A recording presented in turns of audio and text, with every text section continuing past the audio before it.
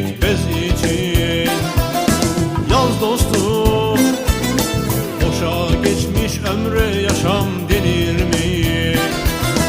Yaz tahtaya bir daha, tut defteri kitabı, sarı çizmeli Mehmet